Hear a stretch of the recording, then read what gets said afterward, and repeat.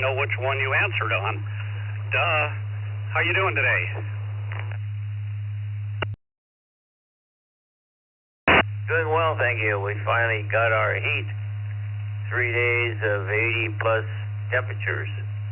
So I guess summer has finally arrived. How about you?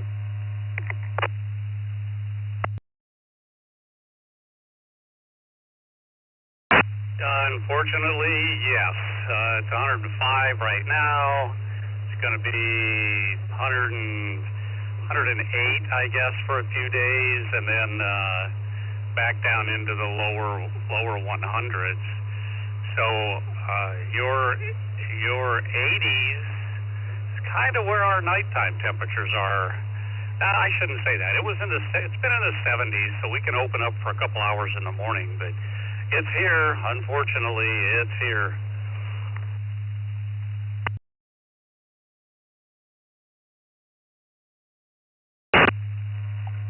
Yeah, I got your email in response to that other node to use. That's what we're on now, I think. Doesn't matter. Same connection to the reflector, I guess.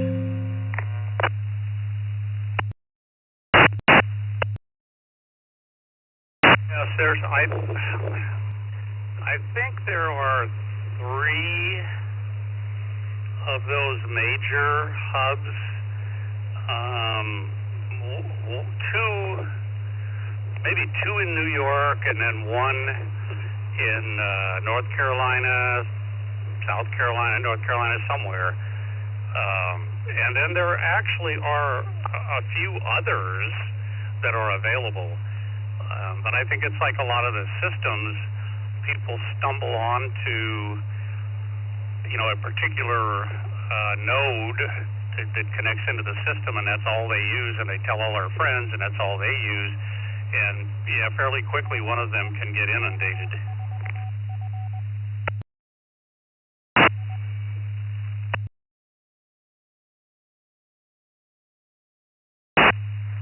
Yeah, the guy from south of Buffalo, I think it was, he called me and told me that I'm connected to the one in Texas. I guess that's the one furthest west. But it doesn't matter, we're all on All-Star anyway. But anyway, it's working good. Baldy's still not up. Don't know what to say about that.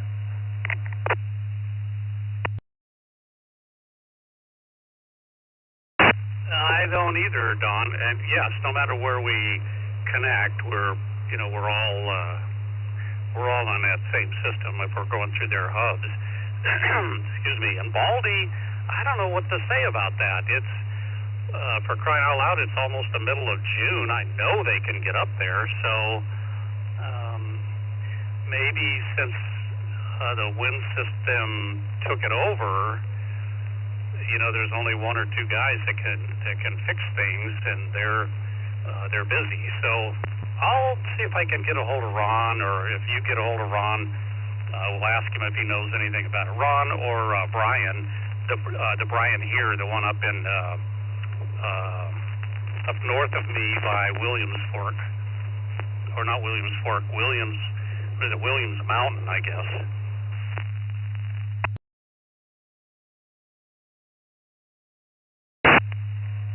Yeah, I already talked to Ron about it, advised him, and he was going to alert somebody, and I don't know who, and so I think the word got out, but it hasn't been fixed yet.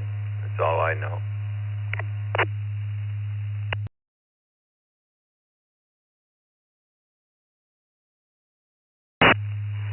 It's too bad that we don't have a connection any longer with some of the people that fix these repeaters. I could get you, a ride up to one of these sites. It's really interesting to go up there and see, like the site on Baldy. It's in a freaking tornado shelter. It's in a big cement building. There's probably maybe 20 or more users, and you know, it's air conditioned. It obviously has power. I think it has heat in the winter a little bit, and I don't know. It's just kind of interesting to go to one of these sites. There's nothing, you know, jaw-dropping or spectacular. It's just a huge tower.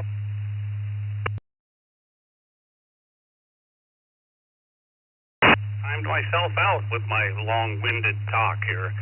It's just a huge tower with a 50 antennas on it, and in a room that has all the stuff in there. It's pretty interesting.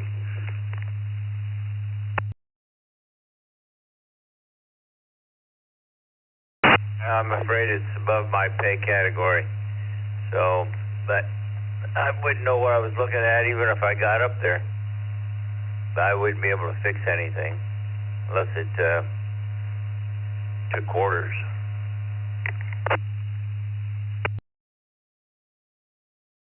I'm laughing here. Took quarters and had a handle on the side you could pull. So you'd be surprised when you walked into the room or one of these facilities. You would know a heck of a lot more than you think you do. You may not be able to fix anything. I can't either.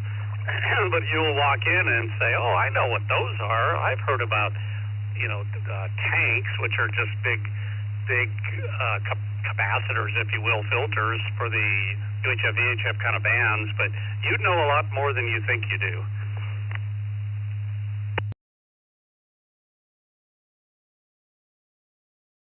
Well, that may be true, but I've never received an invite, so I probably won't go. The owner of the thing is still at Bainbridge, I guess. I don't know if he's going to maintain it or if he's leaving it up to Wind System to do it. I have no idea what the status is on that. Do you?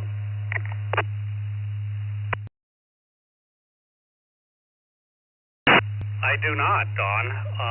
So it still belongs to the TWA fella, and I think my guess is that he was approached by the Wind System and said, "Look, you installed all of this gear, you spent a lot of money, and it's hard to take care of.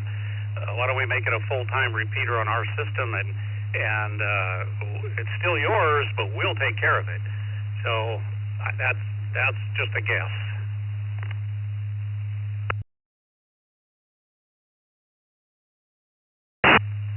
Yeah, that's probably a good guess anyway.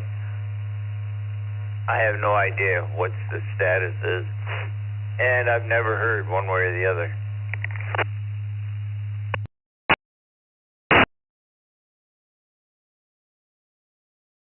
I haven't either. I just, you and I used it off and on, and it was on the Wind System a lot. In fact, if you remember back in our early days, we could connect and disconnect to it and connect and disconnect it to other, other repeaters or other systems. And of course, when the Wind System took that over, that went away. But I'll see if I can't get a hold of Brian or something, see if we can figure out what's going on with it.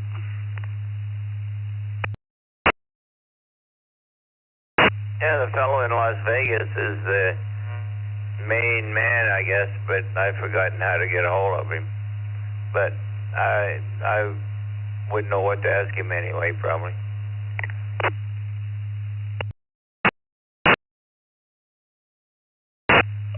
Actually, I heard him the other day. I haven't heard him for a long time on the system. It's Terry, KG5IOK.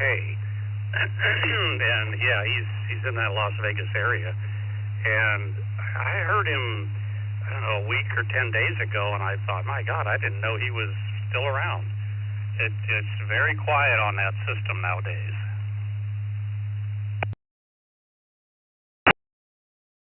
I think I know why, but anyway. Yeah, I'm glad we moved over here. We get a lot more activity. At least I listen more often. I hear a lot more verbiage.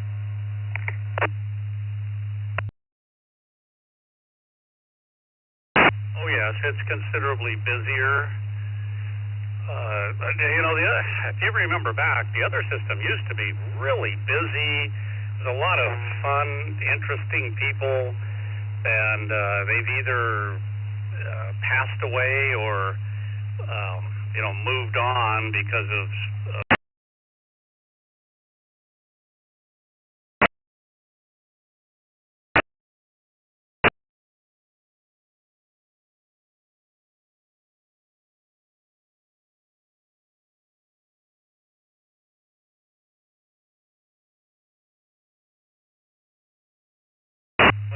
Papa Golf Kilo. You're in the middle of a QSO. Just wondered how you guys were hooked into 9050 Reflector.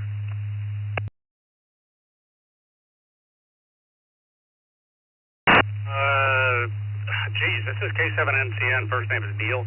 I'm not sure. I'd have to sit down and look at what the 9050 is an IRLP. Excuse me, reflector. But let me reset here. Almost all of the big major systems in the country and in other countries still use these IRLP reflectors, but they also have all-star nodes and all-star designators at the same place. So you can get into these big systems 2 or 3 different ways. So the fella that I'm talking to and I are on an all-star node connected to the ECR nodes.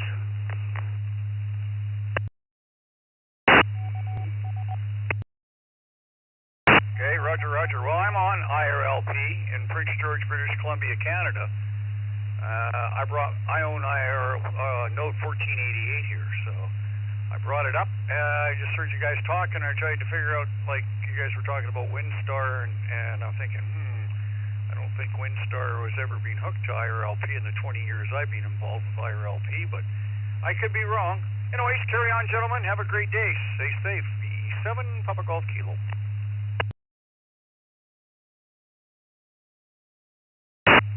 Well, so with your call sign, obviously you're not, you weren't licensed in Canada with the K7. Well, how am I going to do this? So, some years ago, people, some very smart people started using these little Raspberry Pis and a miniature transmitter. They IRLP was similar, but they called it All-Star, and they started these different nodes. So if you just came up, you must be connected to the East Coast Reflector somehow, and you can do it on IRLP, and it would be 9050. So that's how you're in there.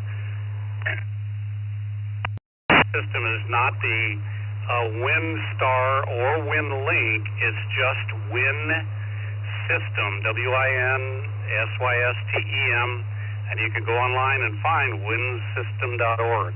They have a web page. Roger, roger. No, I just, I brought my IRLP. I punched in 9050 to bring up the East Coast Reflector. I was expecting somebody that was going to give me a shout on it, but I see I got a text message saying he's over on the Saskatchewan Reflector, 9300, so that's where we'll be QSY into. Anyways, gentlemen, have a great day. Stay safe, stay healthy. V7 Papa Golf Kilo, Prince George, British Columbia, Canada.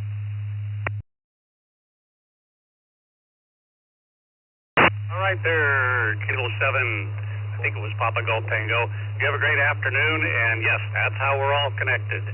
All of the major IRLP original reflectors, 9100, 9050, I don't know, there was like 10 of them, I think, now have all-star nodes that are interfaced with them, so you don't have to have IRLP to get to a reflector.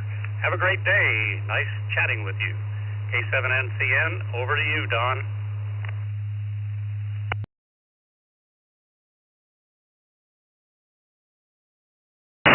All the way to Canada. Well, good listening. I'm glad they can talk to us.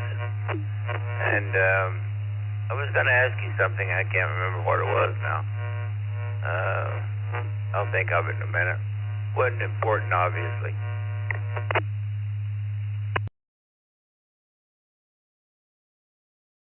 Yeah, that was pretty interesting. And like I said, he's got a kilo prefix, which means he got his license in the United States.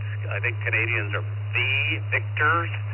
So yeah, that's pretty interesting. That was trying to figure out how we did that. So, and whatever you have to say is always important and interesting. Hey, I see different subject. I see a small twin engine, and I guess if it's twin engines, they aren't all real small. Private aircraft augured in out of San Diego over by Point Loma sometime today.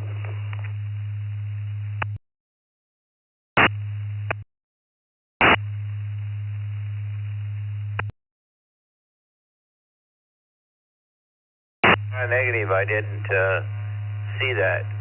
Out of San Diego or Montgomery Field, or you don't know where? Point Loma could have been out of San Diego, I guess. You know, I haven't heard about it. You know any of the particulars?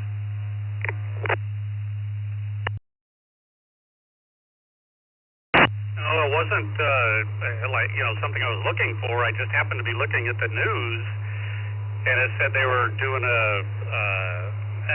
they were doing SAR, but I think it's going to be a recovery effort. The Coast Guard's found a debris field, and yes, the information I have says it came out of San Diego, which would kind of make sense. I think that runway sort of heads toward the tip of Point Loma. So he was out there somewhere, and I don't know.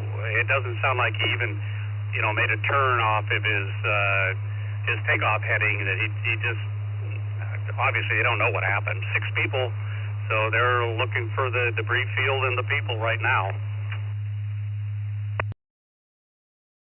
Have a comment on that. This is VK3AWH.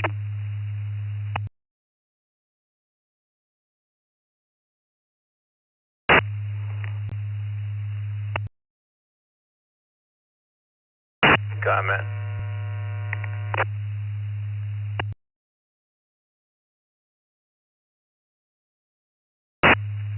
YouTube video on that accident this morning, as it coincidentally. So I have some information on what happened to that aircraft. This is VK3AWH.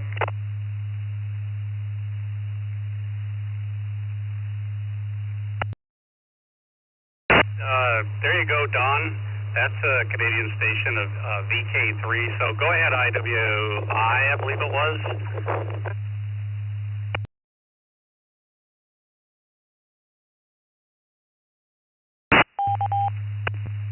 Things, I'm an Australian station, and my accent makes my A's sound like I's to you guys. So I'm Victor Kilo 3, America, Washington, America.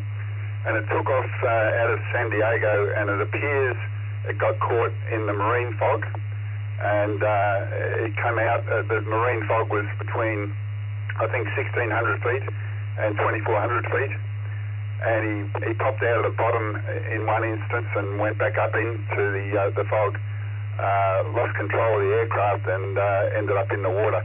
If you look at YouTube, there's a guy called Juan Brown, or he calls himself the Blanco Lirio channel, reports on all these accidents, and very thorough. So I follow his YouTube videos. And as it turns out, I was sitting here listening, and you guys were talking about it, and I watched the video on it about 1 hour ago. My name is Darryl, and I'm in Paradise Beach, which is not paradise at the moment, it's raining.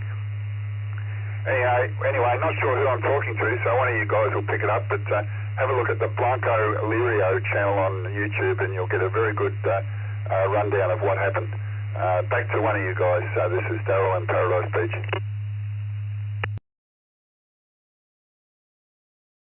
This is K7, November Charlie November. The first name is Neil, and I'm down in Arizona.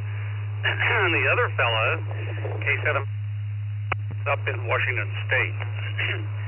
So, yeah, I didn't have any of that information, and that, I guess that's not a big shocker. I lived in San Diego for a number of years, and this is the time of year we always called it the June gloom because of the onshore flow. It was pretty ugly, you know, until everything, the desert's hotter than the ocean, obviously, and once things equalize a little bit, then that fog goes away. So anyway, that's too bad. Thanks for the information. Over to you, Don.